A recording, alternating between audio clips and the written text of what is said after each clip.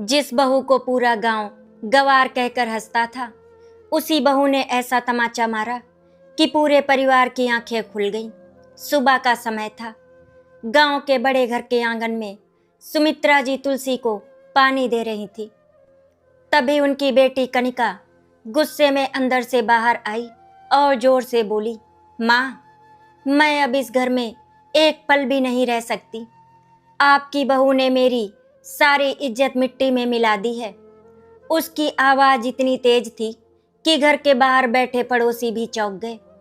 सुमित्रा जी ने घबरा कर पूछा, क्या हुआ कनिका? तभी अंदर से बहू नायरा बाहर आई। उसकी आंखों में आंसू थे, लेकिन चेहरे पर दर्द से ज्यादा आत्मसम्मान दिखाई दे रहा था। गांव की सीधी सादी नायरा को पूरा गांव गवार बहू कहकर बुलाता था, क्योंकि वो शहर की लड़कियों की तरह फैशन नहीं करती थी, ऊंची आवाज में बात नहीं करती थी और हमेशा सिर पर पल्लू रखती थी। कुछ महीनों पहले ही कार्तिक की शादी नायरा से हुई थी। कार्तिक शहर में नौकरी करता था, जबकि नायरा पास के गांव की गरीब परिवार की लड़की थी। सुमित्रा जी और कनिका को ये रिश्ता बिल्कुल पसंद नहीं था। दोनों चाहती थी कि कार्तिक किसी अमीर और मॉडर्न लड़की से शादी करे, लेकिन श्याम प्रसाद जी ने नायरा को पहली बार देखते ही पसंद कर लिया था। उन्होंने उसकी आंखों में संस्कार और सच्चाई देख ली थी। कार्तिक ने भी पिता की बात मान ली और नायरा इस घर की बहू बनकर आ गई। शादी के पहले दिन से ही कनिका अपनी भाभी को नीचा दिखाने का कोई मौका नहीं छोड़ती थी। कभी उसके कपड़ों का मजाक उड़ाती, तो कभी उसके बोलने के तरीके का। सुमित्रा जी भी बेटी का साथ देती, जिसकी वजह से नायरा को हर बात पर ताने सुनने पड़ते। नायरा हर अपमान चुपचाप सह लेती थी। वो सुबह सबसे पहले उठती, पूरे घर का काम करती, सास ससुर की सेवा करती, लेकिन बदले में उसे सिर्फ ताने मिलते। कार्तिक भी अपनी माँ और बहन के सामने नायरा का साथ नहीं देता था। उसे लगता था कि गांव की लड़की शहर के तौर तरीके नहीं समझ सकती। धीरे धीरे नायरा अकेली पड़ने लगी। सिर्फ श्याम प्रसाद जी ही थे जो कभी कभी उसे प्यार से समझा देते। बेटा, वक्त सब बदल देता है, बस अपना धैर्य मत खोना। नायरा हल्की सी मुस्कान देकर फिर काम में लग जाती। एक दिन कनिका की कुछ शहर वाली सहेलियां घर आई थी। सब लोग ड्राइंग रूम में बैठे थे। तभी नायरा चाय लेकर वहां पहुंची। जैसे ही उसने टेबल पर ट्रे रखी, कनिका हंसते हुए बोली, देखो, मेरी भाभी को बिल्कुल गांव की गवार औरत लगती है। उसकी सहेलियां भी हंसने लगी। नायरा चुप रही। तभी एक लड़की बोली, कनिका, तेरे भाई को यही मिली थी क्या? पूरा कमरा हंसी से गूंज उठा। नायरा की आंख भर आई, लेकिन उसने कुछ नहीं कहा। वो वहां से जाने लगी। तभी कनिका ने पीछे से कहा, भाभी, कम से कम शहर में रहने का तरीका तो सीख लो। उस दिन पहली बार नायरा का दिल बुरी तरह टूट गया। रात को नायरा कमरे में अकेले रो रही थी। तभी कार्तिक अंदर आया। उसने नायरा को रोते देखा, लेकिन कुछ पूछने के बजाय बोला, देखो नायरा, कनिका और माँ बुरी नहीं है, बस तुम थोड़ा सा बदल जाओ। ये सुनते ही नायरा के आंसू और तेज बहने लगे। उसने पहली बार कार्तिक से कहा, मैं बदल जाऊं? मैंने क्या गलत किया है? कार्तिक चुप हो गया। उसके पास कोई जवाब नहीं था। वो बिना कुछ बोले कमरे से बाहर चला गया। उसी रात नायरा पूरी रात जागती रही। उसे पहली बार एहसास हुआ कि इस घर में उसकी कोई इज्जत नहीं है। कुछ दिनों बाद श्याम प्रसाद जी की तबीयत अचानक खराब हो गई। रात के 2 बजे उन्हें तेज सीने में दर्द उठा। सुमित्रा जी और कनिका घबरा गई। कार्तिक शहर से बाहर ऑफिस के काम से गया हुआ था। पूरे घर में अफरा तफरी मच गई। तभी नायरा ने खुद को संभाला। उसने तुरंत गांव के डॉक्टर को बुलाया, श्याम प्रसाद जी को दवाई दी और पूरी रात उसके पास बैठी रही। सुबह तक उनकी हालत थोड़ी संभली।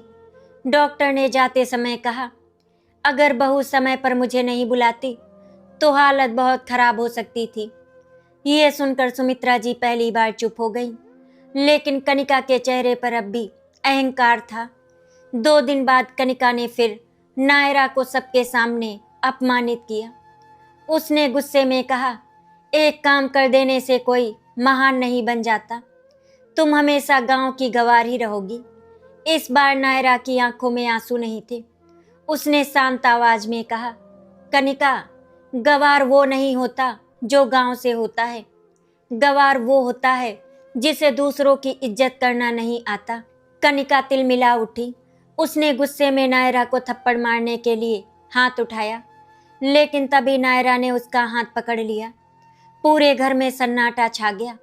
पहली बार नायरा ने मजबूती से कहा, बहुत सह लिया मैंने, अब और नहीं। कनिका गुस्से में कांपने लगी। सुमित्रा जी भी हैरान थी। तभी नायरा ने दर्द भरी आवाज में कहा, मैं इस घर को अपना परिवार मान कर आई थी, माँ बाप छोड़ कर आई थी, लेकिन यहाँ मुझे इंसान तक नहीं समझा गया। हर दिन मेरा अपमान हुआ, सिर्फ इसीलिए क्योंकि मैं गांव से हूँ। उसकी आंखों से आंसू बहने लगे। तभी श्याम प्रसाद जी धीरे से वहाँ आए और बोले, बस बहू, अब और कुछ मत कहो। गलती हमारी थी, तुम्हारी नहीं।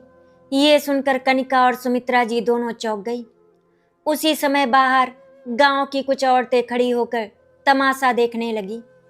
कनिका को लगा कि उसकी इज्जत चली गई और फिर गुस्से में उसने नायरा को जोरदार तमाचा मार ही दिया। पूरा घर सन्न रह गया, लेकिन अगले ही पल कुछ ऐसा हुआ जिसकी किसी ने उम्मीद भी नहीं की थी।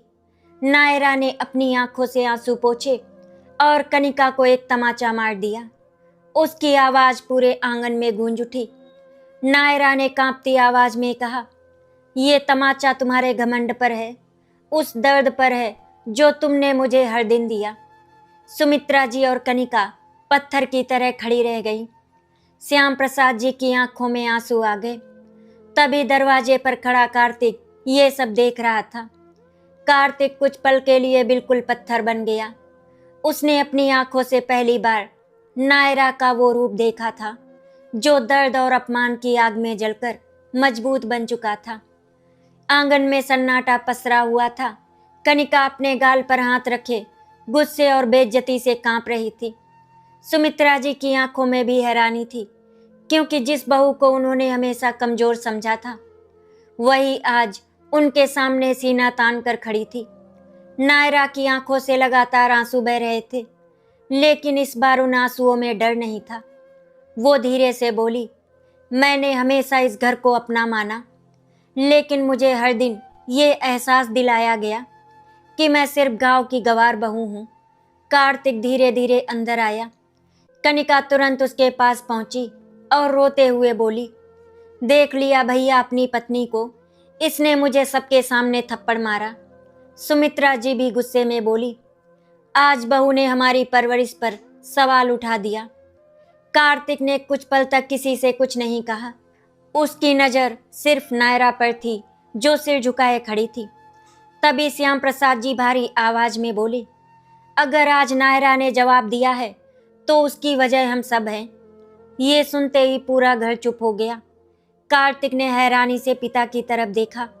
श्याम प्रसाद जी की आंखें नम थी। उन्होंने कहा, जिस लड़की ने इस घर के लिए अपना सब कुछ छोड़ दिया, उसे हमने कभी प्यार नहीं दिया। हर दिन उसका अपमान किया गया। कनिका गुस्से में बोली, पापा, आप हमेशा इसी का पक्ष लेते हैं। श्याम प्रसाद जी पहली बार बेटी पर जोर से चिल्लाए, बस कनिका, बहुत हो गया। गलती नायरा की नहीं, तुम्हारे घमंड की है। कनिका ये सुनकर सन्न रह गई। बचपन से अब तक पहली बार उसके पिता ने उसे डांटा था। वो रोते हुए अपने कमरे में चली गई। सुमित्रा जी भी अंदर चली गईं। अब आंगन में सिर्फ कार्तिक, नायरा और श्याम प्रसाद जी खड़े थे। कार्तिक धीरे से नायरा के पास आया, लेकिन नायरा एक कदम पीछे हट गई। उसकी आंखों में इतना दर्द था कि कार्तिक खुद को दोषी महसूस करने लगा। रात को पूरे घर में अजीब सा सन्नाटा था। नायरा कमरे के कोने में बैठी रो रही थी। तभी कार्तिक अंदर आया। उसने धीमी आवाज में कहा, नायरा, मुझे माफ कर दो। ये सुनकर नायरा हंस पड़ी, लेकिन वो हंसी दर्द से भरी थी। उसने कहा, किस बात की माफी मांग रहे हैं आप? इस बात की कि आपने कभी मेरा साथ नहीं दिया, या फिर इस बात की कि आपकी आंखों के सामने मुझे हर दिन अपमानित किया गया? कार्तिक के पास कोई जवाब नहीं था। नायरा की आवाज कांपने लगी। पति सिर्फ नाम का रिश्ता नहीं होता कार्तिक जी। पत्नी को सबसे ज्यादा भरोसा अपने पति पर होता है, लेकिन जब वही पति साथ छोड़ दे तो औरत अंदर से टूट जाती है। कार्तिक की आंखें झुक गईं। उसे अपनी हर गलती याद आने लगी। शादी के बाद नायरा कितनी उम्मीदों के साथ इस घर में आई थी, लेकिन उसने कभी उसकी भावनाओं को समझने की कोशिश ही नहीं की। वो हमेशा माँ और बहन की बातों में आकर नायरा को गलत समझता रहा। उस रात पहली बार कार्तिक खुद से नफरत करने लगा। उसने नायरा का हाथ पकड़ना चाहा, लेकिन नायरा ने धीरे से अपना हाथ पीछे कर लिया और बोली, कुछ रिश्ते सिर्फ माफी से नहीं जुड़ते, उन्हें विश्वास चाहिए होता है। अगली सुबह नायरा रोज की तरह सबसे पहले उठी और रसोई में काम करने लगी। उसकी आंखें सूजी हुई थी। तभी सुमित्रा जी वहां पर आई। कुछ पल तक दोनों चुप रही। फिर सुमित्रा जी ने कठोर आवाज में कहा, बहुत घमंड आ गया है तुम्हें। नायरा ने शांत आवाज में जवाब दिया, अगर अपनी इज्जत के लिए खड़ा होना घमंड है तो हाँ माँ जी, मुझे घमंड है। ये सुनते ही सुमित्रा जी गुस्से में वहां से चली गई, लेकिन अंदर ही अंदर उन्हें एहसास होने लगा था कि गलती कहीं न कहीं उनकी भी थी। उधर कनिका अपने कमरे में बैठी बदले की आग में जल रही थी। उसे सिर्फ यही बात खाए जा रही थी कि गांव की एक साधारण बहू ने उसे सबके सामने थप्पड़ मार दिया, लेकिन उसने अपनी भाभी को जो थप्पड़ मारा था वो उसे याद नहीं था। उसने मन ही मन फैसला कर लिया कि अब वो नायरा को इस घर में नहीं रहने देगी। उसी दोपहर उसने सुमित्रा जी से कहा, माँ, अगर आज आपने इसे नहीं रोका तो कल ये हम सबके सिर पर चढ़ जाएगी। सुमित्रा जी पहले से ही गुस्से में थी। उन्होंने बिना सोचे समझे फैसला कर लिया कि अब नायरा को उसकी औकात दिखानी पड़ेगी। शाम को जब पूरा परिवार खाने के लिए बैठा, तभी सुमित्रा जी ने सबके सामने कहा, नायरा, आज से तुम इस घर के किसी फैसले में शामिल नहीं होगी। तुम सिर्फ इस घर की बहू हो, उससे ज्यादा कुछ नहीं। ये सुनकर नायरा का दिल फिर से टूट गया। उसने उम्मीद की नजरों से कार्तिक की तरफ देखा। इस बार कार्तिक चुप नहीं रहा। उसने पहली बार माँ से कहा, माँ, गलती सिर्फ नायरा की नहीं थी। सुमित्रा जी हैरान रह गई। कनिका गुस्से में बोली, भैया, अब आपको अपनी गंवार पत्नी ही सही लगती है। कार्तिक ने सख्त आवाज में कहा, बस कनिका, बहुत हो गया। पूरा माहौल तनाव से भर गया। तभी नायरा अचानक वहां से उठी और अपने कमरे में चली गई। कुछ देर बाद जब कार्तिक कमरे में पहुंचा तो उसने देखा कि नायरा अपना सामान बैग में रख रही थी। कार्तिक घबरा गया। उसने पूछा, ये क्या कर रही हो? नायरा की आंखों से आंसू बह निकले। उसने कहा, मैं अब इस घर में नहीं रह सकती। जहां सम्मान नहीं होता वहां रिश्ते भी दम तोड़ देते हैं। कार्तिक के पैरों तले जमीन खिसक गई। उसने नायरा को रोकने की कोशिश की, लेकिन नायरा ने दर्द भरी आवाज में कहा, अब बहुत देर हो चुकी है। इतना कहकर नायरा ने अपना बैग उठाया और कमरे से बाहर निकल गई। पूरे घर की सांसें जैसे थम गई। नायरा जैसे ही अपना बैग लेकर आंगन के बाहर निकली, पूरे घर में अजीब सा सन्नाटा फैल गया। उसकी आंखों से लगातार आंसू बह रहे थे, लेकिन उसके कदम नहीं रुक रहे थे। कार्तिक पीछे पीछे आया और उसका हाथ पकड़कर बोला, नायरा, मत जाओ प्लीज। लेकिन नायरा ने धीरे से अपना हाथ छुड़ा लिया। उसकी आवाज दर्द से कांप रही थी। जिस घर में हर दिन आत्मसम्मान मरता हो, वहां रहना भी मौत जैसा होता है। ये सुनकर कार्तिक अंदर तक टूट गया। उसने पहली बार महसूस किया कि उसने अपनी पत्नी को कितना अकेला छोड़ दिया था। सुमित्रा जी गुस्से में दरवाजे पर खड़ी थी। उन्होंने ताना मारते हुए कहा, जाना है तो जाओ, हमें तुम्हारे जाने से कोई फर्क नहीं पड़ता। लेकिन श्याम प्रसाद जी ये सुनकर तिलमिला उठे। उन्होंने सख्त आवाज में कहा, सुमित्रा, तुमने एक बार भी नहीं सोचा कि लड़की किस दर्द में जा रही है? सुमित्रा जी चुप हो गई, लेकिन उनका अहंकार अभी भी खत्म नहीं हुआ था। कनिका अंदर खड़ी सब देख रही थी। उसके चेहरे पर हल्की सी जीत की मुस्कान थी। उसे लग रहा था कि आखिरकार उसने नायरा को घर से निकाल ही दिया। नायरा भारी कदमों से घर छोड़कर अपने मायके पहुंच गई। उसकी माँ रानी ने जैसे ही बेटी को उस हालत में देखा, वो घबरा गई। उन्होंने तुरंत उसे गले से लगा लिया। नायरा माँ की गोद में सिर रखकर फूट फूट कर रोने लगी। कई महीनों का दर्द उस दिन आंसुओं में बाहर निकल आया। रानी जी ने कांपती आवाज में पूछा, क्या हुआ बेटा? लेकिन नायरा कुछ नहीं बोल पाई। उसका दिल इतना टूट चुका था कि शब्द भी उसका साथ छोड़ चुके थे। उधर घर में पहली बार नायरा के बिना सब कुछ अधूरा लग रहा था। सुबह हुई, लेकिन रसोई में चूल्हा नहीं जला। सुमित्रा जी उठी तो उन्हें एहसास हुआ कि आज घर में अभी तक चाय भी नहीं बनी। कनिका ने नाराज होकर कहा, माँ, आज चाय मिलेगी या नहीं? लेकिन सुमित्रा जी को पहली बार समझ आया कि जिस बहू को वे गंवार कहती थी, वही इस घर की असली ताकत थी। पूरे घर का हर काम नायरा अकेले संभालती थी। अब घर बिखरा हुआ लगने लगा था। कार्तिक पूरी रात सो नहीं पाया। उसकी आंखों के सामने बार बार नायरा का रोता हुआ चेहरा आ रहा था। उसे अपनी हर गलती याद आने लगी। कैसे उसने हर बार माँ और बहन के सामने चुप रहकर नायरा को अकेला छोड़ दिया। सुबह होते ही वो ऑफिस जाने के बजाय सीधे नायरा के मायके पहुंच गया। वहां उसने नायरा को आंगन में चुपचाप बैठा देखा। उसकी आंखें सूज चुकी थी। कार्तिक धीरे धीरे उसके पास गया और बोला, नायरा, घर चलो। लेकिन नायरा ने उसकी तरफ देखे बिना कहा, कौन सा घर? वो घर जहां मेरी कोई इज्जत नहीं। कार्तिक की आंखें भर आई। उसने पहली बार टूट कर कहा, गलती मेरी थी, मैंने तुम्हें समझा ही नहीं। नायरा दर्द भरी हंसी हंस पड़ी। उसने कहा, जब औरत हर दिन रोती है ना कार्तिक जी, तब वो धीरे धीरे अंदर से मरने लगती है। कार्तिक के पास कोई जवाब नहीं था। वो बस खामोश खड़ा रहा। तभी रानी जी बाहर आई। उन्होंने कार्तिक की तरफ देखकर कहा, बेटा, बेटी शादी के बाद अपना घर छोड़ देती है, लेकिन अगर ससुराल में उसे सम्मान ना मिले तो उसका दिल टूट जाता है। कार्तिक शर्म से सिर झुकाकर खड़ा रहा। उसने नायरा से बहुत माफी मांगी, लेकिन इस बार नायरा का भरोसा पूरी तरह टूट चुका था।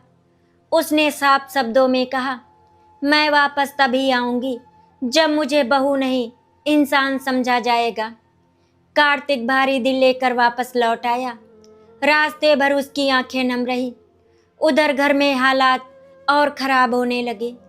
कनिका को अब घर का काम करना पड़ रहा था। छोटी छोटी बातों पर उसकी माँ से लड़ाई होने लगी। सुमित्रा जी भी तनाव में रहने लगी। तभी एक दिन श्याम प्रसाद जी की तबीयत फिर अचानक बिगड़ गई। उन्हें तेज बुखार और सांस लेने में तकलीफ होने लगी। पूरे घर में घबराहट फैल गई। कनिका डर गई। सुमित्रा जी रोने लगी।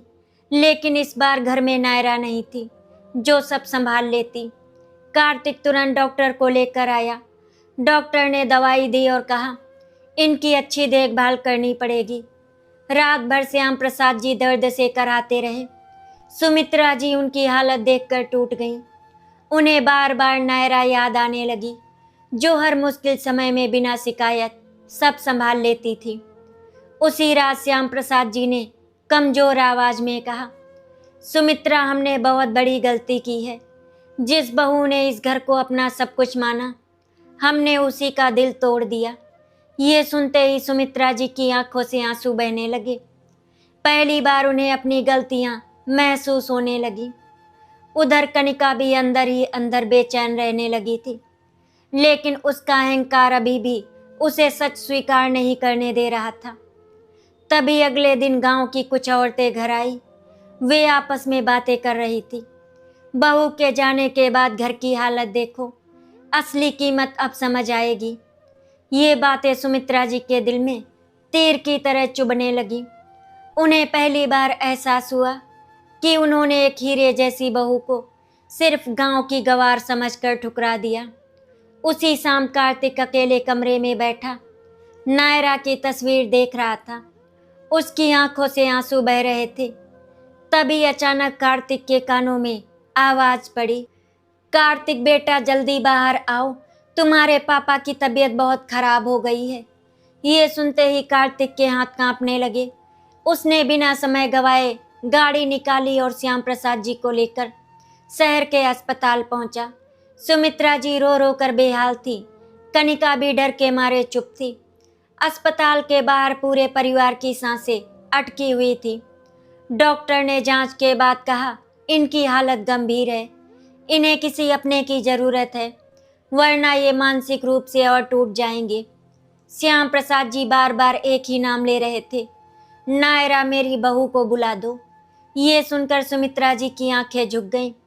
उन्हें पहली बार एहसास हुआ कि जिस बहू को उन्होंने कभी अपनाया नहीं, वही आज उनके पति के दिल के सबसे करीब थी। कार्तिक तुरंत नायरा के मायके पहुंचा। वहां नायरा मंदिर के सामने बैठी भगवान से प्रार्थना कर रही थी। कार्तिक की आंखें लाल थी। उसने कांपती आवाज में कहा, नायरा पिताजी तुम्हें बुला रहे हैं, उनकी हालत बहुत खराब है। नायरा का चेहरा एकदम सफेद पड़ गया। बिना एक पल गवाए वो कार्तिक के साथ अस्पताल पहुंच गई। जैसे ही वो कमरे में दाखिल हुई, श्याम प्रसाद जी की बुझी हुई आंखों में चमक आ गई। उन्होंने कांपते हाथों से नायरा का हाथ पकड़ लिया। उनकी आंखों से आंसू बहने लगे। उन्होंने धीमी आवाज में कहा, बहू मुझे माफ कर देना, मैं तुम्हें वो सम्मान नहीं दिला पाया जिसकी तुम हकदार थी। ये सुनकर नायरा खुद को रोक नहीं पाई। वो फूट फूट कर रोने लगी और बोली, ऐसा मत कहिए पिताजी, एक आप ही तो थे जिन्होंने मुझे हमेशा बेटी समझा। कमरे में खड़ी सुमित्रा जी ये सब देखकर अंदर से टूटने लगी। उन्हें अपने हर ताने, हर अपमान और हर कठोर शब्द याद आने लगे। नायरा पूरी रात अस्पताल में श्याम प्रसाद जी के पास बैठी रही। उसने दवाई दी, खाना खिलाया और उनकी सेवा करती रही। डॉक्टर भी हैरान थे कि इतनी तकलीफ देने के बाद भी ये बहू अपने ससुर की इतनी सेवा कैसे कर रही है। अगले दिन डॉक्टर ने कहा, अब इनकी हालत पहले से बेहतर है। ये सुनते ही सबकी जान में जान आई। अस्पताल से घर लौटने के बाद पहली बार घर का माहौल बदला हुआ लग रहा था। सुमित्रा जी अब नायरा से नजरें तक नहीं मिला पा रही थी। उधर कनिका के मन में अभी भी जलन थी। उसे लग रहा था कि अब सब लोग नायरा की तारीफ करेंगे और उसकी कोई अहमियत नहीं रहेगी। उसी रात उसने सुमित्रा जी से कहा, माँ आप इतनी जल्दी बदल गईं, भूल गई कि इसने मुझे थप्पड़ मारा था। लेकिन इस बार सुमित्रा जी ने शांत आवाज में कहा, थप्पड़ उसने तुम्हें नहीं, हमारे घमंड को मारा था कनिका। ये सुनकर कनिका सन्न रह गई। उसकी माँ पहली बार उसके खिलाफ बोल रही थी। धीरे धीरे कनिका को लगने लगा कि इस घर में उसका महत्व कम हो रहा है। गुस्से में उसने नायरा को फिर नीचा दिखाने की ठान ली। कुछ दिनों बाद घर में गांव के कुछ रिश्तेदार आए हुए थे। सब लोग बैठकर बातें कर रहे थे। तभी एक औरत ने नायरा की तारीफ करते हुए कहा, सुमित्रा तुम्हारी बहू तो बहुत संस्कारी है। ये सुनते ही कनिका का चेहरा गुस्से से लाल हो गया। उसने सबके सामने ताना मारते हुए कहा, संस्कार? गांव की गंवार लड़कियों के पास और क्या ही होता है। पूरा कमरा अचानक शांत हो गया। नायरा की आंखें झुक गईं। कार्तिक गुस्से में उठ खड़ा हुआ, लेकिन उससे पहले सुमित्रा जी बोल पड़ी। उन्होंने पहली बार सबके सामने कहा, बस कनिका, आज के बाद मेरी बहू को गवार कहने की गलती मत करना। गवार वो नहीं जो गांव से आए, गवार तो वो हैं जिसे रिश्तों की कीमत ना पता हो। कनिका ये सुनकर जैसे अंदर से हिल गई। उसे यकीन ही नहीं हो रहा था कि उसकी माँ उसी के सामने उसकी गलती बता रही है। रिश्तेदार भी चुप थे। कनिका रोते हुए अपने कमरे में चली गई। वहां जाकर उसने गुस्से में सामान फेंकना शुरू कर दिया। उसकी आंखों में जलन और अपमान था। उसे लग रहा था कि नायरा ने उससे उसका परिवार छीन लिया। उधर नायरा को बिल्कुल अच्छा नहीं लग रहा था। वो नहीं चाहती थी कि माँ बेटी के रिश्ते में दरार आए। रात को वो चुपचाप कनिका के कमरे में गई। कनिका बिस्तर पर बैठी रो रही थी। नायरा धीरे से उसके पास बैठी और बोली, कनिका, मैं तुम्हारा स्थान कभी नहीं ले सकती। माँ बाप के दिल में बेटी की जगह हमेशा सबसे अलग होती है। कनिका ने गुस्से में कहा, झूठ मत बोलो, सबको तुमसे प्यार हो गया है। नायरा की आंखें भर आई। उसने कहा, मैंने हमेशा आपको बहन माना, लेकिन आपने मुझे कभी अपना नहीं समझा। ये सुनते ही कनिका कुछ पल के लिए चुप हो गई। उसके दिल में पहली बार हल्की सी ग्लानि पैदा हुई। लेकिन उसी समय बाहर से एक ऐसी आवाज आई जिसने पूरे घर को हिला दिया। सुमित्रा जी अचानक सीढ़ियों से गिर गई थी। सीढ़ियों से गिरने की आवाज सुनते ही पूरा घर घबरा गया। कार्तिक और नायरा दौड़ते हुए बाहर आए। सुमित्रा जी जमीन पर पड़ी दर्द से करा रही थी। उनके माथे से खून निकल रहा था। कनिका चीखते हुए रोने लगी, माँ आंखें खोलो। श्याम प्रसाद जी के हाथ कांपने लगे। कार्तिक तुरंत उन्हें उठाकर अस्पताल ले गया। पूरे रास्ते नायरा सुमित्रा जी का सर अपनी गोद में रखे लगातार उनके चेहरे पर पानी के छींटे मारती रही। उसकी आंखों से आंसू बह रहे थे। वो बार बार भगवान से प्रार्थना कर रही थी, हे भगवान, माँ जी को कुछ मत होने देना। अस्पताल पहुंचते ही डॉक्टर उन्हें अंदर ले गए। बाहर पूरा परिवार बेचैनी से बैठा था। कनिका रोते रोते टूट चुकी थी। वो पहली बार खुद को अकेला महसूस कर रही थी। कुछ देर बाद डॉक्टर बाहर आए और बोले, घबराने की बात नहीं है, इन्हें आराम और अपने लोगों के प्यार की जरूरत है। ये सुनकर सबने राहत की सांस ली। रात को जब सुमित्रा जी को होश आया तो उन्होंने सबसे पहले नायरा को अपने पास बैठे देखा। नायरा पूरी रात जागकर उनकी सेवा कर रही थी। उसकी आंखें लाल हो चुकी थी। सुमित्रा जी कुछ पल तक उसे देखती रही, फिर उनकी आंखों से आंसू निकल पड़े। कांपती आवाज में उन्होंने कहा, बहू, मैंने तुम्हारे साथ बहुत गलत किया। नायरा तुरंत बोली, ऐसा मत कहिए माँ जी। लेकिन सुमित्रा जी का दर्द अब बाहर आने लगा था। उन्होंने रोते हुए कहा, तुमने हमेशा इस घर को जोड़ा और मैंने हर बार तुम्हें तोड़ने की कोशिश की। ये सुनकर नायरा की आंखें भी भर आई। उसने धीरे से सुमित्रा जी का हाथ पकड़ लिया। पहली बार सास और बहू दोनों एक दूसरे के सामने रो रही थी। कमरे के बाहर खड़ी कनिका ये सब देख रही थी। उसके दिल में अजीब सा दर्द उठ रहा था। उसे एहसास होने लगा था कि शायद गलती सच में उसी की थी। कुछ दिनों बाद सुमित्रा जी घर वापस आ गई। अब घर का माहौल पहले जैसा नहीं था। सुमित्रा जी हर छोटी बात पर नायरा को आवाज देने लगी। कभी प्यार से खाना मांगती तो कभी उसके सिर पर हाथ फेर देती। गांव की औरतें भी अब नायरा की तारीफ करने लगी थी। सब कहते, ऐसी बहू किस्मत वालों को मिलती है। ये बातें सुनकर सुमित्रा जी की आंखें भर आती। उन्हें हर पल अपनी पुरानी गलतियां याद आती थी। लेकिन कनिका अभी भी अंदर से पूरी तरह नहीं बदली थी। उसे लग रहा था कि अब इस घर में उसकी अहमियत खत्म हो गई है। एक दिन उसने गुस्से में कार्तिक से कहा, भैया, आप तो आपको सिर्फ अपनी पत्नी ही दिखाई देती है। कार्तिक ने शांत लेकिन सख्त आवाज में कहा, नायरा ने इस घर के लिए जो किया है वो शायद हम में से कोई नहीं कर सकता था। ये सुनकर कनिका का दिल और जल उठा। उसी शाम गांव में एक शादी थी। पूरा परिवार वहां गया हुआ था। शादी में कुछ औरतें नायरा की तारीफ कर रही थी। तभी एक औरत ने कनिका से हंसते हुए कहा, तुम्हारी भाभी तो बहुत समझदार निकली। कनिका के अंदर का घमंड फिर जाग उठा।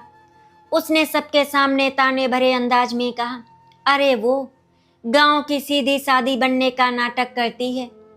ये सुनते ही आसपास खड़े लोग चुप हो गए। नायरा ने सिर झुका लिया, लेकिन इस बार सुमित्रा जी खुद अपनी बेटी के सामने खड़ी हो गई। उन्होंने गुस्से में कहा, कनिका, अगर आज भी तुम नहीं बदली तो जिंदगी भर अकेली रह जाओगी।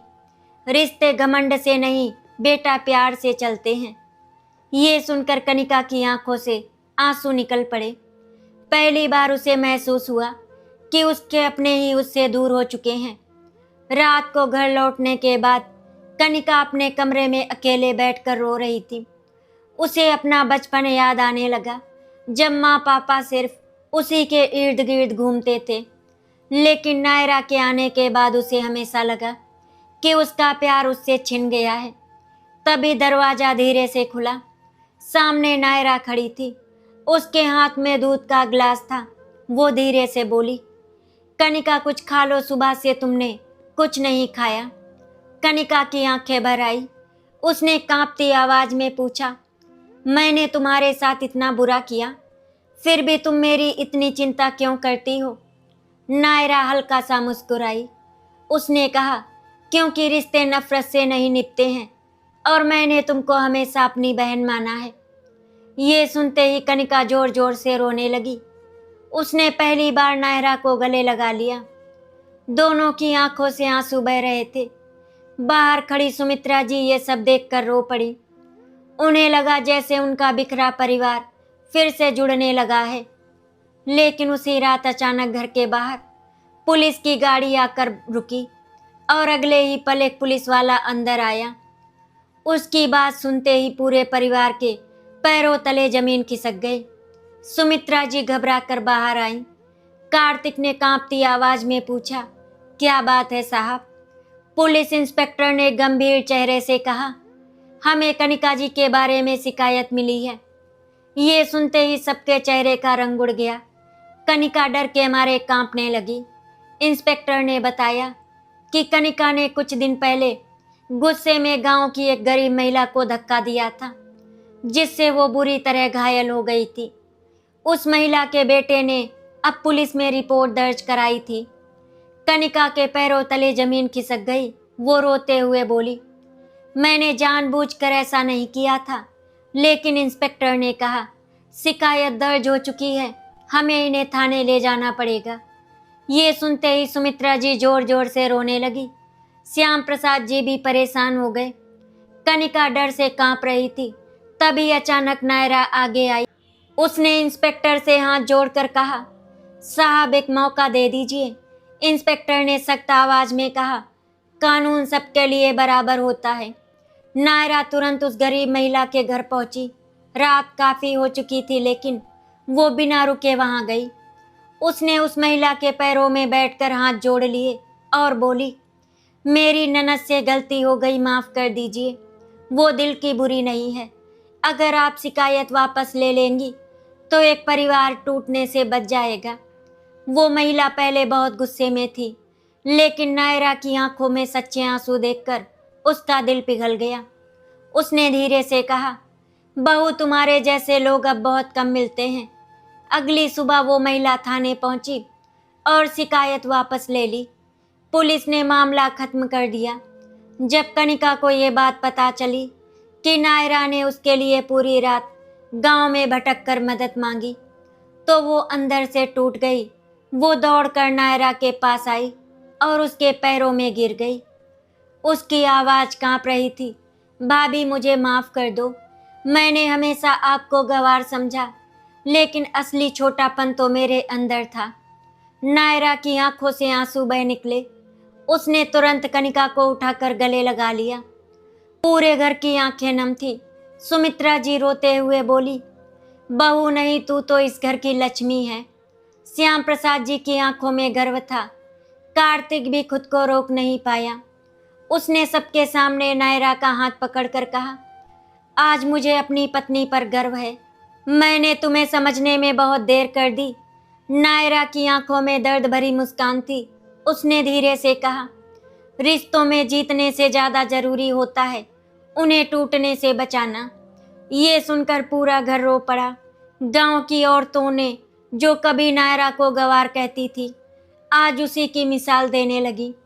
हर कोई कह रहा था, संस्कार कपड़ों और पढ़ाई से नहीं, दिल से पहचाने जाते हैं। कुछ दिनों बाद घर में एक छोटी सी पूजा का कार्यक्रम रखा गया। पूरे गांव को बुलाया गया। पूजा खत्म होने के बाद सुमित्रा जी सबके सामने खड़ी थी। उनकी आंखों में आंसू थे। उन्होंने सबके सामने कहा, मैंने अपनी बहू को हमेशा गांव की गंवार समझा, लेकिन आज मुझे समझ आया कि असली संस्कार क्या होते हैं। जिस लड़की को मैंने सबसे ज़्यादा दर्द दिया, उसी ने हर बार इस परिवार को टूटने से बचाया। पूरा आंगन तालियों से गूंज उठा। कनिका रोते हुए नायरा के गले लग गई। कार्तिक गर्व से अपनी पत्नी को देख रहा था। श्याम प्रसाद जी ने भगवान की तरफ देखकर हाथ जोड़ लिए। उन्हें लग रहा था जैसे आखिरकार उनका परिवार फिर से पूरा हो गया है। उस दिन के बाद इस घर में कभी किसी ने नायरा को गंवार बहू नहीं कहा। सब लोग उसे सम्मान से घर की सबसे बड़ी ताकत कहने लगे थे। और सुमित्रा जी, जो कभी अपनी बहू को अपनाने से इनकार करती थी, अब हर जगह गर्व से कहती थी, ये मेरी बहू नहीं, मेरी बेटी है। आशा करती हूँ आपको हमारी कहानी अच्छी लगी होगी। अगर आपको हमारी कहानी अच्छी लगी तो वीडियो को लाइक एंड शेयर करें, चैनल को सब्सक्राइब करें। वीडियो देखने के लिए आप सभी का बहुत बहुत धन्यवाद।